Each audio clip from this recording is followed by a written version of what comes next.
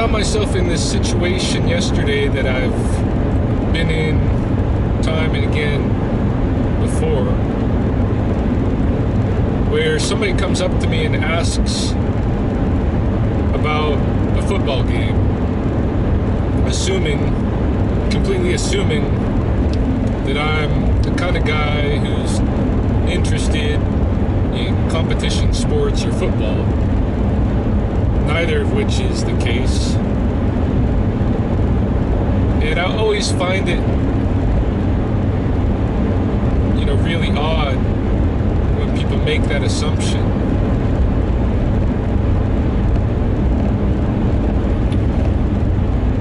So I decided to post something about it on my Facebook page, and I got comments from friends, and I was kind of negative about it. One of my friends responded that, on the contrary, he thinks that everybody should be involved in competitive team sports because it's character building, because it's healthful, and it's a cultural universal. It happens all over the world, in every culture, of every size, whether from small tribal bands, up to huge industrial societies. Everybody has some kind of competitive gaming that they do. And I don't disagree that it's a cultural universal, but I still don't think that just because something happens all over the world necessarily means that it's healthful. And it really has got me to thinking, and I just want to free associate a little bit here for the camera to put on records, some of what's going through my mind. It's got me thinking about motivations in general. Because, in this situation, what it directs my thoughts toward is the way that many people who are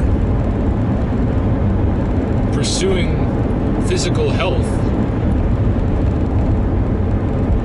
through dynamic activity, such as you might find in a sport, are motivated by competition. And in that respect,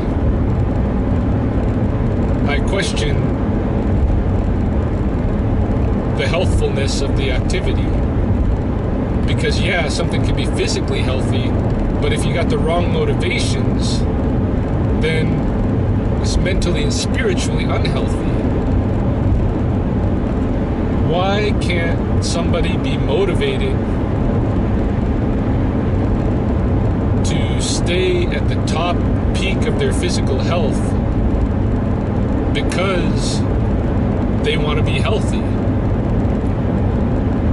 Or because, like myself, they want to be able to move like a human being is supposed to be able to move. They want to be able to have the strength of a human being, the flexibility of a true human being, the speed, the grace, all the things I don't have, that I'm working on and will never perfect, but am working on. Why can't those alone be the motivator? Why can't the motivator be the joy of being healthy? Why does the motivator have to be competition? And this gets me to thinking, how many of our activities that we engage in life are guided by inappropriate motivators, such that we're benefiting in one aspect of our life but bringing ourselves down in another. I think about, for instance, economic incentive as a motivator. And I've seen a lot of really bad things happening because money can motivate. You know, look at the sacrifice we're willing to give in ecological health in order to gain financially. That we would allow something like frat gas, that we would allow strip mining, that we would allow what's going on in Fort McMurray, Alberta with the tar sands, that we would allow somebody to destroy a mountain or clear cut a forest because of economic gain.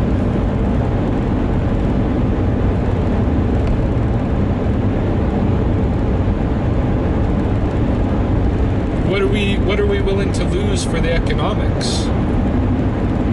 Are we willing to completely destroy the ecology of our planet?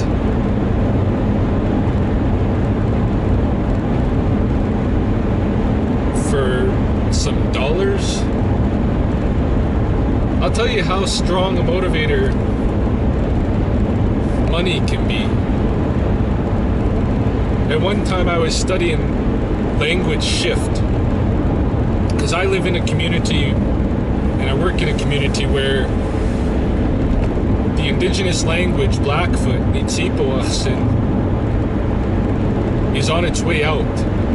It's very, very threatened. Right now, the last generation of fluent speakers is alive.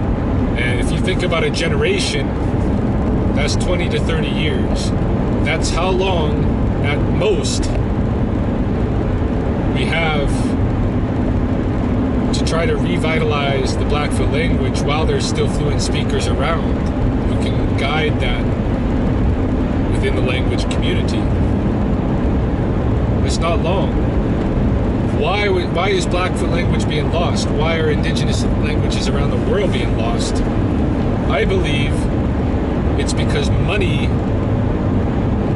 economics, is an even greater motivator than identity, family, values. All of these kind of, axiological motivators. Money is the primary motivator, and I can say that at least with the language because I see that in the United States the cutoff date was way earlier. They don't have a Blackfoot language community down there anymore. The cutoff date was in the 1924 when the United States government, through the Indian Reorganization Act, said, go ahead and keep your culture. We're going to stop trying to acculturate you, but you're welcome to come and participate in our economy, come off the reserve and work, build businesses and that kind of thing. And that promise, which by the way was a false promise, motivated a lot of people to struggle very hard to learn English so that they could be economically successful. The same thing happened here in the 1960s in Canada, even though this reserve and the one that I was talking about before are only really 10 miles distance. The cutoff date for fluency there's a 40-year difference from the 1920s in the States, in the 1960s here, when the same kind of turn in federal policy occurred. And so you can see how much a motivator it is in that language has so much to do with a person's identity, especially indigenous people, that if you don't know your language, in a sense, you always feel that you're at a loss. Language has a strong relationship with cognition. And if you don't know your language, there's certain ways that you're not thinking. We are losing ways of thinking when we lose languages. We are losing all kinds of amazing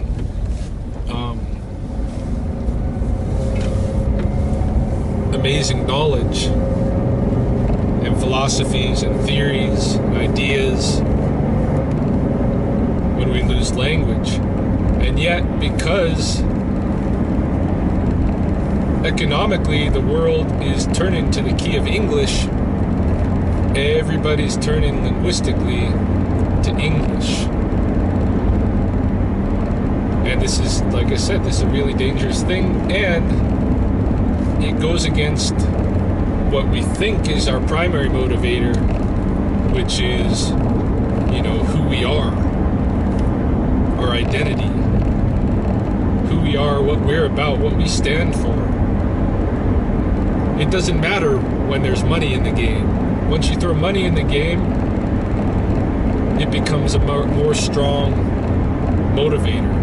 And I think it doesn't have to be that way, but it is, because, in a way, we're not doing enough exploration of ourselves, our behaviors, and our motives. It's very easy to lay blame on the mainstream culture, the system that we're trapped in, to say we don't have a choice but to be motivated mainly by the dollar. But we do have a choice. We do have a choice. Why are we giving it up? We have a choice to be motivated by whatever we want to be motivated by. And so, for myself, this situation that occurred yesterday, which has happened to me so many times in my life, it just kind of, this time, it just kind of like tripped the floodgate on my thoughts, and now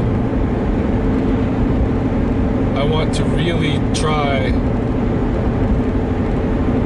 to generate a greater awareness of what it is that motivates me in my behaviors, in the different aspects of my life, to really explore the motivators and to deconstruct them and see if that's what I want to be, what I really want to be guiding my life. And I suspect, as I've already inferred, that there are areas of my life that are guided by motivators that are not representative of our high potential. So I'm going to locate those motivators and try to reduce their influence on myself. I can say, however, that as regards physical health, my motivator is not competition. And at least in that respect, I've got one less challenge to face than a lot of people out there.